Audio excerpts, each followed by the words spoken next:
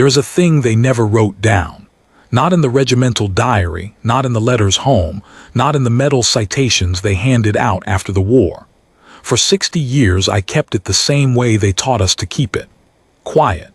Folded up small inside the chest, like a letter you can't throw away and can't bear to read again. I'm telling it now because I am the last one left who stood at that gate, and a thing that nobody remembers may as well have never happened. I don't want it to have never happened. Those men deserve better than that. So sit with me a while. I'll tell you what we were going to do if the Germans ever came up the mall. My name doesn't matter much. They called me Jack. I was a young man then, 22, with hands that still shook when the air raid sirens went up, though I'd learned to hold a rifle so they couldn't see it. I was a guardsman.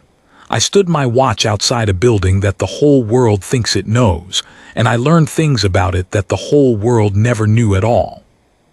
Let me set you down in it properly. London, the autumn of 1940. You have to understand what the city smelled like because that's the part the films always get wrong. They give you the searchlights and the rubble, but they never give you the smell. Burnt brick, wet plaster, gas leaking from broken mains somewhere 2 streets over. And underneath all of it, this sweet, sickening smell of the houses that had come down in the night, of timbers and carpets in somebody's kitchen, all of it crushed into the road. We went asleep to bombs and we woke up to glass being swept off the pavement. That was the rhythm of it. Sweep, sweep, sweep. Old men in shirt sleeves brushing the night off their doorsteps before they'd had their tea. The palace stood in the middle of all this. People think a palace is a thing apart from the city, lifted up above it. It isn't. Not in a war. The bombs didn't know it was a palace. They came down on it the same as anywhere. I was there the morning a stick of them walked right across the forecourt and took out the chapel. The whole front of the building shook and a cloud of dust came rolling out toward us, and for half a minute I couldn't see my own hand in front of my face. When it cleared, the man next to me, a Welshman named Price, big as a door, was still standing there at attention with plaster all over his bearskin like he'd been out in the snow. He didn't move. He just looked straight ahead and said, very quiet, "Well, they've ruined my morning." That was the joke we all needed. We laughed about it for days. But here's the thing nobody outside the wall understood. The king and queen did not leave. People begged them to. Half the government wanted them packed off to Canada, the children too, somewhere safe across the water where a bomb couldn't reach. And they would not go.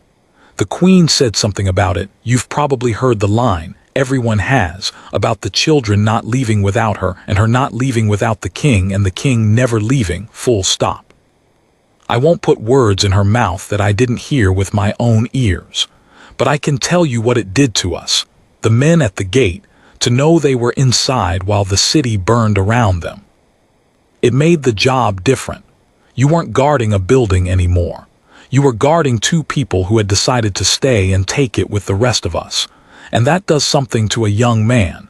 It straightens his back in a way the drill sergeant never could. So the plan. It started for me on an ordinary gray afternoon in October. The kind of day where the light never really comes up properly, just a sort of dirty silver behind the cloud. I'd come off the line and I was in the guardroom cleaning my kit when our sergeant, a man named Albert Doyle, put his head round the door and said the captain wanted me. Just me, by name. You don't ask why, you go.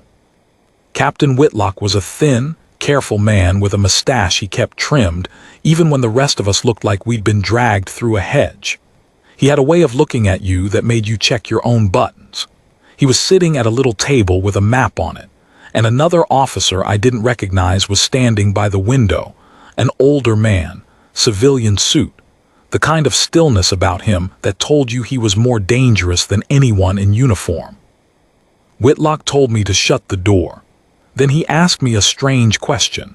He asked me whether I could keep a thing inside my own head for the rest of my life and never tell a living soul. I said, "Yes, sir. What else do you say?" He looked at me a long moment. Then he said, "I'm going to show you something, Jack, and after today we will not speak of it again unless the day comes that we have to. And if that day comes, you will already know exactly what to do, and there will be no time to think about it. Do you understand? I didn't, not really, but I said yes again. And then he told me what we would do if the enemy ever came up the mall and reached the gates. I have to slow down here, because this is the heart of it and I want to get it right. You picture an invasion as a great line of tanks, don't you? A front. But the men in that room understood it could come differently. It could come as a raid. A handful of paratroopers dropped in the dark with one job only: to get inside the wall, to take the king, to put their hands on the crown itself. Because if you could parade the King of England in front of a camera, you wouldn't need to win a single battle after that. The whole country's heart would go out of it. That was the nightmare, not soldiers. A snatch. So there was a plan against the snatch, and I was one of a small number of men trusted to be a part of it. Whitlock turned the map round so I could see it. It wasn't a map of the city. It was a map of the building, corridors I'd never walked, stairs I didn't know existed, doors that looked like wall panels. And drawn on it, in pencil so faint you had to lean close, was a route. A way out of the heart of the palace that did not go through any door a stranger would ever find. There were motor cars, he told me. Ordinary-looking ones, nothing grand, kept ready not far off, with men in them day and night who looked like they were waiting for a fare, and were in fact among the hardest soldiers in the country. There were houses out in the country, more than one, so that no single one of them could be the answer if a spy got hold of half a secret.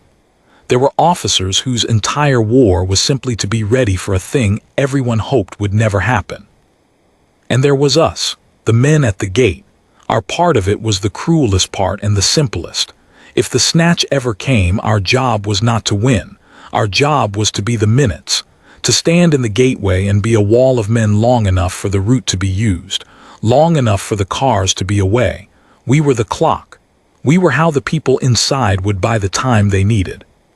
Paid for in the only coin a guardsman has. Whitlock didn't dress it up, I'll give him that. He looked me dead in the eye and he said, "You would not be expected to survive it, Jack. You would be expected to hold." I remember the room going very quiet. I could hear a tap dripping somewhere down the corridor. I could hear my own blood in my ears.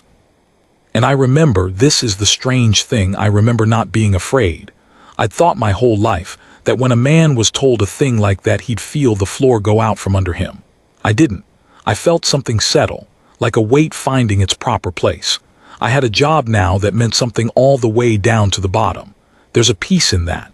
I can't explain it any better than that. There's a peace in being given a thing worth dying for and being trusted to do it well. I said, "Yes, sir, I understand." And Captain Whitlock, who I never once saw show a feeling in 2 years, he reached across that little table and he shook my hand. Like I was a man and not a boy. Like we were equals in the one thing that mattered. That was the start of it. For weeks after that nothing happened, which is the thing nobody tells you about war. It's mostly waiting. You carry the secret around inside you like a stone in your boot, and the world goes on exactly the same. You stamp your feet on the cold stone. You watch the few people who still came to look at the palace, fewer every week, mostly mothers showing their little ones a sight before they were evacuated out to the country. The children with cardboard labels tied to their coats and gas mask boxes on string round their necks. I watched a lot of partings in those weeks from where I stood. Mothers handing children up onto buses. A boy of about 6, screaming, being carried by a stranger in a WVS armband while his mother stood with her fist pressed to her mouth and did not let herself cry until the bus had gone. I had to stand there and watch that and not move a muscle, because that was the discipline of it. You are a statue. You give them something that doesn't flinch, something that is still standing no matter what. That was the whole point of us when you think about it. In a city where everything was falling down, we did not fall down. I learned to hate the moon. We all did. A clear night with a full moon, they called it a bomber's moon, because the river lit up like a silver road and led the plane straight in. You'd lie in your billet and feel almost sick when the sky cleared. And then the sirens. And then the long whistling and the ground jumping and the dust coming down between the floorboards. It was on one of those nights that the day I'd been told about almost came. It was deep in the winter by then, cold like iron. I was on the night watch with the Welshman, Price, and a quiet Scot we called Tam, whose real name I never properly knew and whose laugh I can still hear if I close my eyes. The raid had been going on for hours. The whole east of the sky was orange, the docks burning, and the noise was a thing you felt in your teeth more than heard. And then between the engines and the guns I heard a different sound, closer, wrong. I want to be honest with you about this part, because over the years the story has tried to make itself bigger in my memory than it was, and I've fought it. I don't know to this day exactly what came up that road in the dark. I've thought about it 10,000 times. What I know is what I saw and heard. I heard the gravel. That's the thing I'll never forget. The forecourt is laid with a particular gravel and you learn its sound the way you learn a voice. A man walking on it sounds one way. A crowd sounds another. And what I heard under the noise of the raid was the sound of men moving across that gravel who did not want to be heard. The little careful crunch of it, men placing their feet. Price heard it the same instant I did. I felt him go still beside me. We'd stood together long enough that we could talk without a word. He turned his head a half-inch toward the dark and I turned mine and we both stopped breathing. There was movement at the edge of the forecourt where the searchlight didn't reach. Shapes. Low. More than one. Coming toward the gate not in a rush but in that terrible patient way. The way you move when you have all the time in the world and only one thing to do with it. Now, here's where the whole of my training and the whole of that secret afternoon with Captain Whitlock came down to a single second. Because the instinct, when you see men coming at you in the dark, is to shout, to raise the alarm, to make noise. And the plan, the secret plan, said the opposite. The plan said that the worst thing we could do was turn it into a battle on the forecourt with the king not yet away. The plan said the gate holds quietly for as long as it can, and the alarm that matters goes inward, not outward. There was a way to send it. A man slips back through a particular door and the chain of it begins. The cars, the route, all of it, silent, while the men at the gate go on standing as though nothing in the world were wrong. So I didn't shout. God help me, I didn't shout, though every nerve in my body was screaming it. I touched Tam's arm and I gave him the word. The one word, very low, and Tam, bless him forever, Tam did not run, did not hurry, did not do one single thing a watcher in the dark would notice.